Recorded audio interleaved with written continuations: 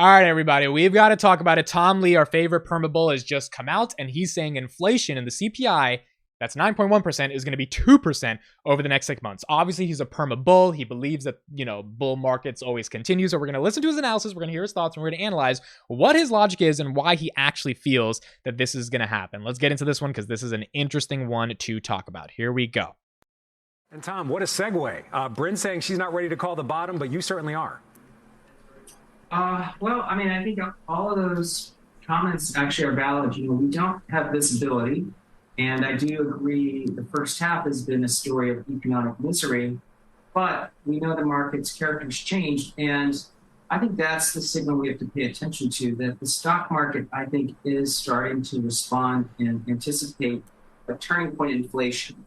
And that's very similar to August 82. That's what we wrote about to our clients today, that in 82, August 82, CPI was still 6%, still in the biggest recession since the Great Depression. Volcker wasn't even ready to give up the anti-inflation rhetoric until October, so not for another almost 8 weeks. But the stock market turned decisively. And I think one of the key points is that inflation-driven bear market was erased in 4 months. So you had almost a 3-year bear market that was completely recovered in 4 months. And I think that's what we have to be mindful of today, that I think companies had great earnings, considering we had a huge inventory correction, a 10% rise in the dollar, and 6 months of negative GDP, and yet 70% of companies are beating, and actually positive earnings growth for the majority of companies. So that's the big thing that I think Tom's trying to get across here, and the thing that interested me about this particular segment is we've had 6 months of negative GDP, inventories are stacking up, inflation's at basically 10%, and companies are still beating or matching earnings at the tune of Google at 70 billion in 30 days, Amazon 121 billion, Apple 83 billion, Facebook 30 billion. Like, the fact that companies are still able to put up these numbers means that the market is not, or the overall economy is still assuming the consumer wants to spend, and as a result, creating the demand and the supply and the infrastructure necessary to allow that consumer to be a consumer, right? And that means advertising is still going up. In some places, it's not going up like Snapchat, but other places, it's fine. That means people are still buying. Amazon Prime at the highest Prime Day ever in its history, which means consumers bought the crap out of Amazon Prime Day. So it's like these things are not going away, and because these earnings have been so phenomenal in the face of such bad macroeconomic headwinds, that's why I think Tom is going for why the bottom may be already in. I would just say I'd give performance of businesses an A+. In the face of that. Tom, let's dig into your call just a bit. You see the S&P ending the year at 4,800, about a 15% rise from today. What's the catalyst? Because certainly inflation, at least at this point, has not died down. We're seeing PCE at a 40-year high, CPI at a 40-year high. What's the catalyst for this move? Well, for our fund strat clients, we're sending an inflation dashboard that really looks at 3 types of inflation before it shows up in CPI, including the alternative data, commodities, and a lot of leading indicators. Those have all decisively rolled over. So I think when people talk about CPI being elevated, which correct, that's the hard number, but it's already come down sharply. And in fact, by some measures, I'd actually say that leading indicators say for the next 6 months, month-over-month inflation will annualize under 2%. So, we could have half a year where people are going to start to say CPI is under 2. And what does that mean for multiples? I think that's what the 10-year and the 2-year have been telling us.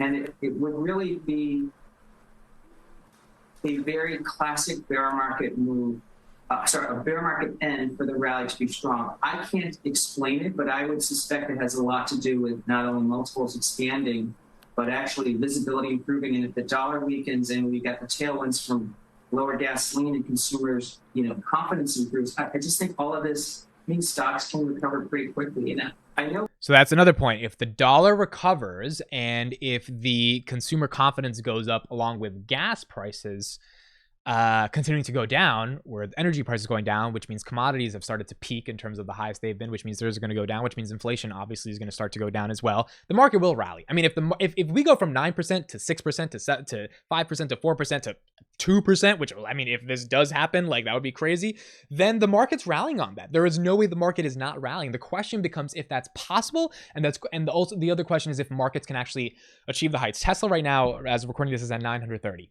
Tesla's all-time high is 1200. 4,800. Tesla's a couple, I don't know, 30, 40 bucks away from being a $1 trillion company again. Can the market sustain a $1 trillion valuation on Tesla with the S&P being not at all-time highs? I don't know. And I think that's going to be the question. Will Facebook go back to 320 if the S&P goes to 4,800? I don't know, given Facebook's at 155 and investors aren't that confident, even though their earnings were great. So I think some individual stocks will have a hard time getting to that level, but the overall market might get there if we see these types of macroeconomic headwinds disappear, like inflation at the end of the day. People think markets were expensive at 4,800, but if earnings are 245 or 250 next year, I mean, it's not demanding to say markets can get to 4,800. All right, Tom Lee with another call on inflation. I want to bring in the investment committee. Tom, I'm going to start you off nice and easy with Jim Liebenthal. He's bullish too, just not as bullish as you, but he's also bullish. Jim? Hey, good morning, Tom. You know I'm bullish, so if I'm saying you're more bullish than me, that's saying something. Here's my question to you, and you know I get your research and I love it, but when I hear the comparison to 1982, what I think of is the start of a 17-year bull market that was promoted by a lot of things, not only breaking inflation, but the Reagan years, deregulation, not only here but also abroad. I want to make sure I'm understanding you. Are you saying we're embarking on some sort of regime like that of many, many years and many other powerful forces at work, or is this just, hey, we're breaking inflation like it broke in 1982? Jim, it's a little bit of both. I think that, you know, the Volcker bear market, which was sort of the end of an inflation regime, but that was a 27% drawdown. You know, we've had a 25%. And I think this is how investors need to appreciate it. When you're sort of breaking the inflation regime, markets can continue to recover to levels that are far faster than people expect. But you're right. I don't think we're going to be up 150% in 18 months like in 82. But I think the bull market that was in place because of the pandemic and the re-engineering and the millennials and the generational wealth transfer and the reshoring back to the U.S., I think those are all still intact. And I think that's what people forgot, that in this sort of 5 or 6 month bear market, investors got so gloomy, they forgot that there was a lot of underlying drivers that actually protect the economy, including the fact that U.S. households and corporates aren't even highly levered today. So I think the market is going to resume its rising trend, but it was interrupted by this huge inflation episode. All right, there we go. So, I mean, we are going to see what happens. It is an interesting time to be an investor in this market. Tesla's going up right now. It's actually crazy. Let me processing all of these earnings. I wonder if you think quick. So the other thing that's incredibly important to understand, in my opinion, is how well does the market react to how the Fed reacts to lowering inflation. So for example, if inflation goes down from 9.1%, let's be super optimistic to like 7% next month, which I don't think is going to happen. I think we're going to get to like 8.3, 8.4 if we're actually going down. Does the market say, okay, instead of 100 basis points, which they haven't done yet, instead of 75, which is the first time they've done it in the past 40 years, they go to 50?